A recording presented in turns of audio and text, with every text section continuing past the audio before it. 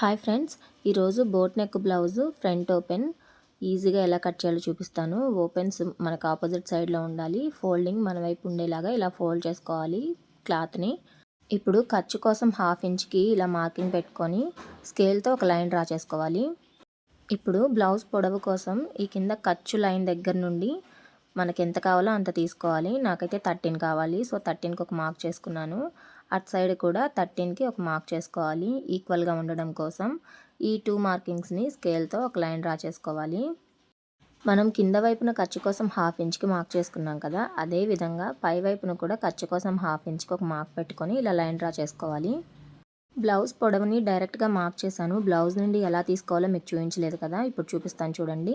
ఈ షోల్డర్ దగ్గర నుంచి కింద వైపుకి ఎంత ఉందో చూసుకోవాలి. ఇదైతే 12.5 ఉంది, కానీ నాకు 13 కావాలి కాబట్టి నేను 13కి ఒక మార్క్ చేసేసాను. నెక్స్ట్ నడుము లూజును కొలుచుకోవాలి. నడుము లూజును కొలుచుకోవడానికి ఇలా తాళ్ల పట్టిని క్లోజ్ చేసుకొని నడుము మొత్తాన్ని ఇలా మెజర్ చేసుకోవాలి. ఏ బ్లౌజ్ అయినా నడుము లూజును బట్టే మనం స్టిచ్చింగ్ చేస్తామండి. సో ఇది చాలా ఇంపార్టెంట్. ఇదైతే 29 వచ్చింది. ఇప్పుడు ఈ 29ని 4 పార్ట్స్గా డివైడ్ చేయాలి. 4 పార్ట్స్గా ఎలా డివైడ్ చేయాలి? ఈ 29ని మీరు మొబైల్లో 29 డివైడెడ్ బై 4 వేసినా వచ్చేస్తుంది. లేదంటే టేప్ని ఇలా 4 పార్ట్స్గా వీడియోలో నేను చూపిస్తున్నట్టు ఇలా ఫోల్డ్ చేసుకున్నారంటే ఈజీగా వచ్చేస్తుంది. మనకి ఇప్పుడు ఇది 7.5 వచ్చింది. అంటే 29లో 4వ భాగం 7.5 అనమాట. ఇప్పుడు ఈ 7.5ని వీడియోలో నేను చూపిస్తున్నట్టు ఈ కింద వైపున ఇక్కడి నుంచి 7.5కి ఒక మార్క్ పెట్టుకోవాలి.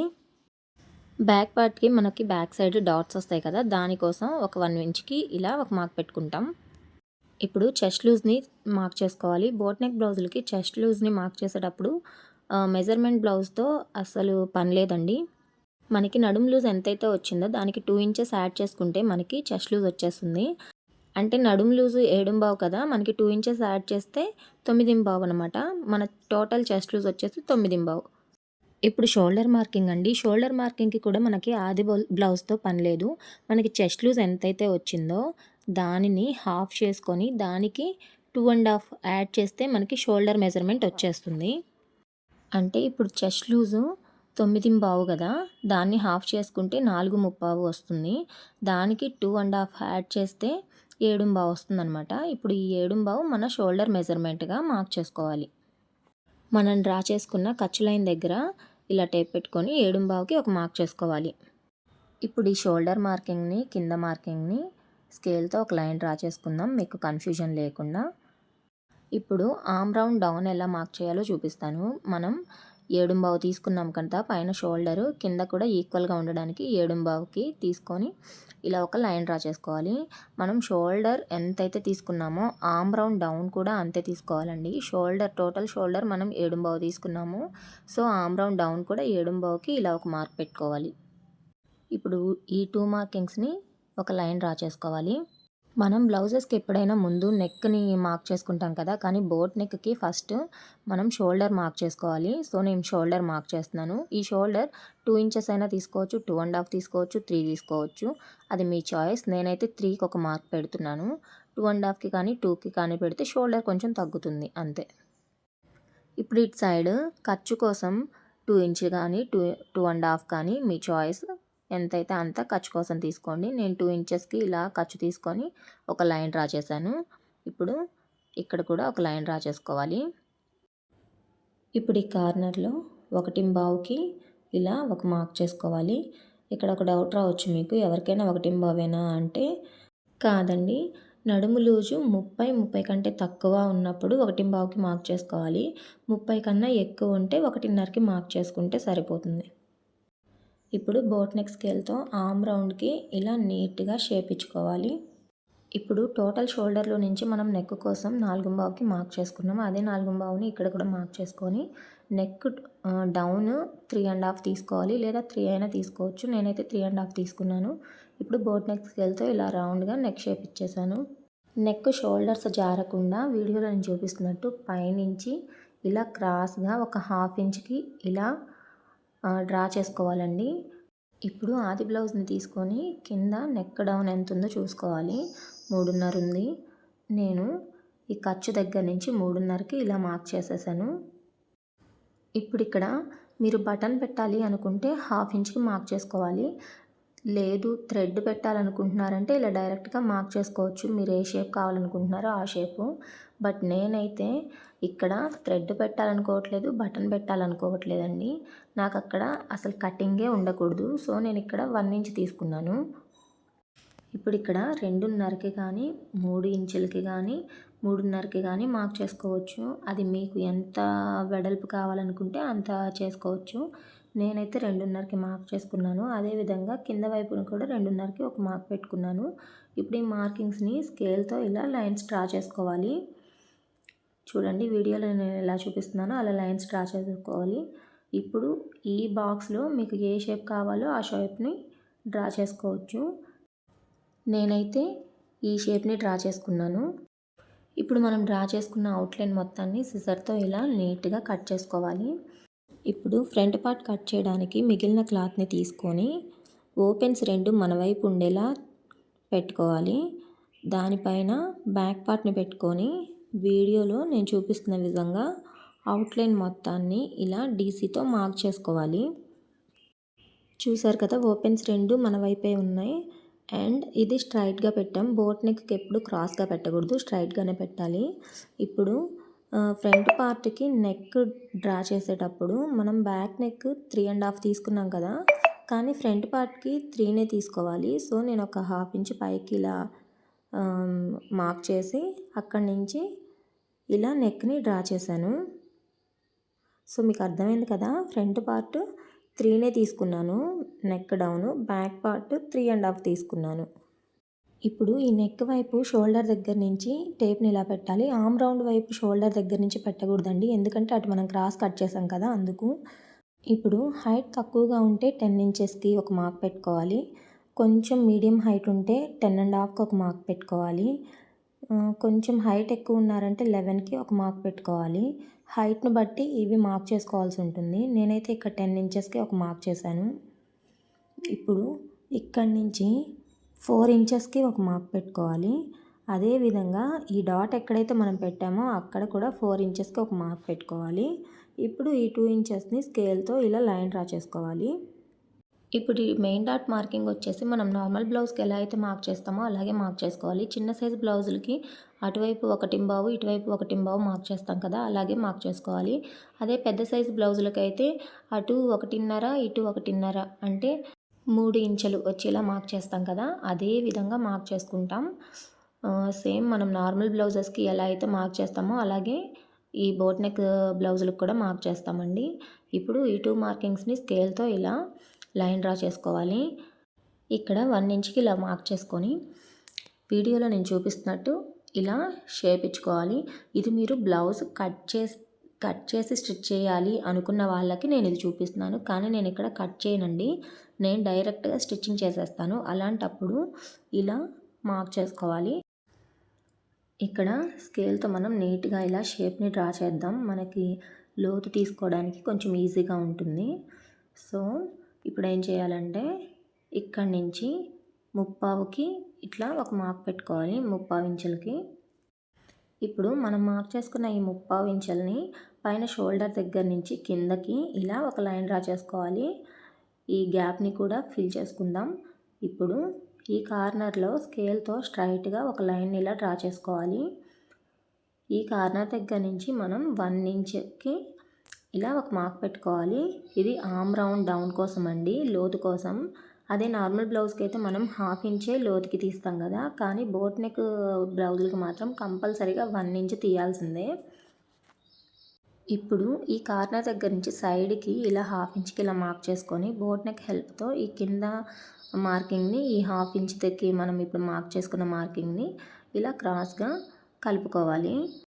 ఇప్పుడు ఈ కింద వైపున 1 ఇంచ్కి ఇలా మార్క్ చేసుకొని ఇలా క్రాస్గా మనకి షేప్ బెల్ట్, మనం నార్మల్ బ్లౌజ్కి షేప్ బెల్ట్ ఎలా అయితే షేప్ ఇస్తామో అలా షేప్ బెల్ట్ లాగా షేప్ ఇవ్వాలి. ఇప్పుడు ఈ సైడ్ జాయింట్స్ దగ్గర ఇటువైపు మనం 1 ఇంచ్ ఇలా ఎక్స్ట్రా తీసుకోవాలండి. బోట్ నెక్కి బ్లౌజులకి డెఫినెట్గా 1 ఇంచ్ ఇలా తీసుకోవాల్సిందే. ఈ వీడియోలో నేను చూపించినట్టు 1 ఇంచ్ తీసుకొని పైకి ఇలా క్రాస్గా లైన్ డ్రా చేసుకోవాలి. ఇప్పుడు మనం డ్రా చేసిన అవుట్లైన్ మొత్తాన్ని నీట్గా ఇలా కట్ చేసుకోవాలి. సో ఫ్రంట్ పార్ట్ మీకు సింపుల్గా ఈజీగా అర్థమైందని అనుకుంటున్నాను. ఏమన్నా డౌట్స్ ఉంటే నాకు కామెంట్ బాక్స్లో కామెంట్ చేయండి. ఇప్పుడు ఈ డాట్కి ఎదురుగా ఇంకో డాట్ కోసం మనం ఒక లైన్ని ఇలా స్కేల్తో డ్రా చేసుకోవాలి. ఈ డాట్ కనుక వేసామంటే మనకి ఫిట్టింగ్ బాగుంటుందండి. ఇదైతే 2.5 ఉంటే సరిపోతుంది పొడవు. ఏ సైజు వరకైనా 2.5 తీసుకుంటే సరిపోతుంది. ఇప్పుడు అటొక 1/2 ఇంచు ఇటొక 1/2 ఇంచు ఇలా మార్క్ చేసుకొని మనం నార్మల్ బ్లౌజ్కి ఇట్లా ఉక్సులు పట్టి తాళ్ళ పట్టి వైపు ఎలా అయితే డాట్ వేస్తామో అలాగే వేసేస్తే సరిపోతుంది. ఇప్పుడు హ్యాండ్ కటింగ్ అండి. హ్యాండ్ కటింగ్ కట్ చేయడానికి ఓపెన్స్ మనకి ఆపోజిట్లో ఉండాలి, ఫోల్డింగ్ మన వైపు ఉండాలి. సో ఇప్పుడు హ్యాండ్ ఎలా కట్ చేయాలో చూద్దాం. ముందు హ్యాండ్ ఖర్చు కోసం ఇలా 1/2 ఇంచ్కి మార్క్ చేసుకొని ఆ మార్కింగ్స్ని స్కేల్తో ఒక లైన్ డ్రా చేసుకోవాలి. ఇప్పుడు మెజర్మెంట్ బ్లౌజ్ని తీసుకొని హ్యాండ్ పొడవు ఎంత ఉందో మార్క్ చేసుకోవాలి. టేప్తో ఇలా మెజర్ చేసుకోవాలి. ఇదైతే 5 ఉంది. ఈ ఖర్చు లైన్ దగ్గర నుంచి ఇక్కడికి 5కి ఒక లైన్ ఇట్లా ఒక మార్క్ పెట్టుకొని స్కేల్తో ఒక లైన్ డ్రా చేసుకోవాలి. మనం కింద ఎలా అయితే ఖర్చుకి 1/2 ఇంచ్ తీసామో అలాగే పై వైపున కూడా ఖర్చుకి 1/2 ఇంచ్కి మార్క్ చేసుకొని ఒక లైన్ డ్రా చేసుకోవాలి. ఇప్పుడు ఇది మీడియం హ్యాండ్ కాబట్టి చంక డౌను 3 ఇంచులకే మార్క్ చేసుకోవాలి. ఇప్పుడు ఇక్కడ స్కేల్తో ఒక లైన్ ఇలా డ్రా చేసుకోవాలి. ఆది బ్లౌజ్ని తీసుకొని మనం ఫస్ట్ ఈ చంక లూజ్ ఎంత ఉందో మెజర్ చేసుకోవాలి. టేప్ని ఇక్కడి నుంచి ఇలా పెట్టుకొని చూడాలి, వీడియోలో నేను చూపిస్తున్నట్టు. ఇదైతే 7 ఉందండి. సో 7కి ఒక మార్క్ చేసుకున్నాను. ఇలా మార్క్ చేసుకుంటే మనకి స్టిచ్చింగ్ అయిపోయిన తర్వాత చంక దగ్గర ముడతలు లేకుండా ఉంటుంది. ఇప్పుడు ఇక్కడ నుంచి 1.5 ఇంచ్కి ఒక మార్క్ చేసుకోవాలి. ఇది ఎవరికైనా 1.5 అంటే కాదండి. నడుము లూజు 25 కంటే తక్కువ ఉంటే 1 ఇంచ్కి మార్క్ చేసుకోవాలి. ఇంకా ఎవరికైనా కానీ సరే 1.5కి మార్క్ చేసుకుంటే సరిపోతుంది. ఇప్పుడు ఇలా వీడియోలో నేను చూపిస్తున్నట్టు హ్యాండ్ షేప్ని నీట్గా ఇలా డ్రా చేసుకోవాలి. ఇప్పుడు మరలా ఆది బ్లౌజ్ని తీసుకొని హ్యాండ్ లూజ్ని మనం ఇంతవరకు మార్క్ చేయలేదు కదా, సో హ్యాండ్ లూజ్ని మార్క్ చేసుకోవాలి. ఈ హ్యాండ్ లూజ్ అయితే 6 ఉంది. సో ఇక్కడ నుంచి 6కి ఒక మార్క్ చేసుకోవాలి. ఇప్పుడు స్కేల్ హెల్ప్తో ఈ 2 మార్కింగ్స్ని ఇలా ఒక లైన్ డ్రా చేసుకోవాలి. ఇప్పుడు ఖర్చు కోసం మీరు 1 ఇంచ్ కానీ 1.5 కానీ 2 ఇంచ్కి కానీ మీ ఇష్టం, మీ చాయిస్ అండి, మార్క్ చేసుకోవాలి. నేనైతే 2 ఇంచ్కి మార్క్ చేసుకొని ఇలా ఒక లైన్ డ్రా చేసుకున్నాను. ఇప్పుడు మనం ఎలా అయితే డ్రా చేసుకున్నామో అదే విధంగా అవుట్లైన్ మొత్తాన్ని సిజర్తో నీట్గా కట్ చేసుకోవాలి. నా ఛానల్ని ఫాలో అయ్యే వాళ్ళందరికీ తెలుసు నేను హ్యాండ్ కట్ చేసిన వెంటనే లోతు కట్ చేయనని. ఎందుకంటే కన్ఫ్యూజ్ అవుతారు బిగినర్స్. నేను స్టిచ్చింగ్ చేసేటప్పుడే లోతు కట్ చేస్తానండి. కానీ నా వీడియోని కొత్తగా చూసే వాళ్ళకి అర్థం అవ్వడం కోసం నేను ఇప్పుడు లోతు ఎలా తీయాలో చూపిస్తాను చూడండి. హ్యాండ్ని ఓపెన్ చేసి ఈ మిడిల్ నుంచి 1 ఇంచ్కి ఇలా ఒక మార్క్ చేసుకోవాలి. ఇప్పుడు ఈ 1 ఇంచ్ దగ్గర నుంచి ఈ మార్కింగ్కి ఎంతవరకు ఉందో చూసుకొని అందులో హాఫ్కి ఇలా ఒక మార్క్ చేసుకోవాలి. వీడియోలో నేను ఎలా చూపిస్తున్నానో అలాగే ఫాలో అవ్వండి. ఇప్పుడు ఈ మార్కింగ్ దగ్గర నుంచి 1/2 ఇంచ్కి ఇలా కిందకు ఒక మార్క్ చేసుకోండి. ఇప్పుడు వీడియోలో నేను చూపిస్తున్నట్టు ఇలా లోతుని డ్రా చేసుకోవడమే. ఇప్పుడు ఈ డ్రా చేసుకున్న లోతుని కట్ చేసుకోవాలి. నేనైతే స్టిచ్చింగ్ చేసేటప్పుడే లోతు కట్ చేస్తాను కాబట్టి ఇప్పుడు కట్ చేయట్లేదు. ఇప్పుడు మెయిన్ క్లాత్ని కటింగ్ చేసుకుందాం. మెయిన్ క్లాత్ కూడా ఇలా ఫోల్డింగ్ మన వైపు వచ్చేలా పెట్టుకొని ఓపెన్స్ 2 మనకి ఆపోజిట్లో పెట్టుకోవాలి. దానిపైన బ్యాక్ పార్ట్ని ఇలా పెట్టుకొని చుట్టూ ఒక 1/2 ఇంచ్ ఉండేలాగా క్లాత్ని చూసుకొని కట్ చేసుకోవాలి. ఇప్పుడు హ్యాండ్ కటింగ్ కోసం ఇలా డబల్ ఫోల్డ్ వేసుకోవాలి క్లాత్ని. ఇప్పుడు హ్యాండ్ లైనింగ్ క్లాత్ని పెట్టి చూడండి, మనకి ఇంకా లైనింగ్ క్లాత్ మిగిలిపోయింది. సో ఇట్లా కాకుండా మనకి ఈ క్లాత్ సరిపోలేదు కాబట్టి ఫుల్గా ఫోల్డింగ్ వేయకుండా సెకండ్ ఫోల్డింగ్ ఇలా హాఫ్కే వేయండి. చూడండి ఇట్లా గ్యాప్ ఉండాలి. ఇప్పుడు ఇలా పెట్టాలి. ఇప్పుడు లైనింగ్ కొంచెం ఎక్కువ ఉంది, సో ఇలా అడ్జస్ట్ చేసుకోండి. ఇప్పుడు చూడండి కరెక్ట్గా ఉంది. ఇలా కరెక్ట్గా ఉండాలి. ఇప్పుడు కట్ చేసుకుందాం. అప్పుడే మనకి హ్యాండ్ పర్ఫెక్ట్గా మెయిన్ క్లాత్ సరిపోతుంది. ఇలా 1/2 ఇంచ్ ఎక్స్ట్రా మెయిన్ క్లాత్ని కట్ చేసుకోవాలి. ఇప్పుడు ఈ జాయింట్ని కట్ చేద్దాం. ఇప్పుడు ఈ హ్యాండ్కి ఇక్కడ కంపల్సరీ అతుకు పడుతుందండి. ఎందుకంటే మనం ఫోల్డింగ్ పూర్తిగా చేయకుండా కట్ చేసాం కాబట్టి అతుకు పడుతుంది. ఇలా చూడండి మిడిల్లోకి ఫోల్డ్ చేస్తే ఇలా మనకి మిగిలిపోతుంది, అంతవరకు అతుకు పడుతుంది. ఇప్పుడు ఫ్రంట్ పార్ట్ని కట్ చేసుకోవాలి. ఫ్రంట్ పార్ట్ ఎప్పుడు కూడా 2 పీసులు ఒక్కసారే కట్ చేయకూడదు. ఇలా విడివిడిగా వేసుకొని కట్ చేసుకోవాలి. అప్పుడే మనకి కన్ఫ్యూజన్ లేకుండా ఉంటుంది. ఇప్పుడు చూడండి, ఫ్రంట్ పార్ట్ ఒకటి ఇలా వేసాం కదా, రెండోది ఈ ఉక్సులు పట్టి తాళ్ళ పట్టి 2 ఎదురెదురుగానే ఉండాలి. ఇది ఇటువైపు ఉంది కదా, ఈ సెకండ్ పార్ట్ కూడా దానికి ఎదురుగానే ఉండేలా చూసుకొని కట్ చేసుకోవాలి. అలా కాకుండా మనం ఆపోజిట్ సైడ్ కనుక వేసి కట్ చేసామంటే డెఫినెట్గా ఉల్టా పడుతుంది, బ్లౌజ్ మొత్తం వేస్ట్ అయిపోతుంది. అలా పెట్టుకొని ఇప్పుడు వీడియోలో నేను చూపిస్తున్నట్టు పెట్టుకొని మీరు కట్ చేశారంటే మనకి పర్ఫెక్ట్గా ఉంటుంది బ్లౌజ్. ఈ వీడియో కనుక మీకు నచ్చితే లైక్, షేర్ అండ్ సబ్స్క్రైబ్. నేనైతే స్టిచ్చింగ్ వీడియో ఏం చూపించట్లేదండి, ఎందుకంటే ఆ వీడియోస్కి అంత వ్యూ రావట్లేదు. ఓన్లీ కటింగ్ వీడియోసే నా ఫాలోవర్స్ ఎక్కువగా ఇంట్రెస్ట్ చూపిస్తున్నారు. ఎవరికైనా స్టిచ్చింగ్ వీడియో కూడా కావాలి అంటే కామెంట్ చేయండి, డెఫినెట్గా స్టిచ్చింగ్ వీడియో కూడా పోస్ట్ చేస్తాను. చూసారు కదా, మనం ఎదురెదురుగా పెట్టి కట్ చేయడం వల్ల మనకి ఉల్టా పడలేదు, సేమ్ 2 ఒకవైపే వచ్చాయి. అలా కాకుండా ఆపోజిట్గా కట్ చేశారంటే ఆపోజిట్గానే పడిపోతాయి. ఇలా వస్తుందన్నమాట, ఒకటి అటు ఒకటి ఇటు.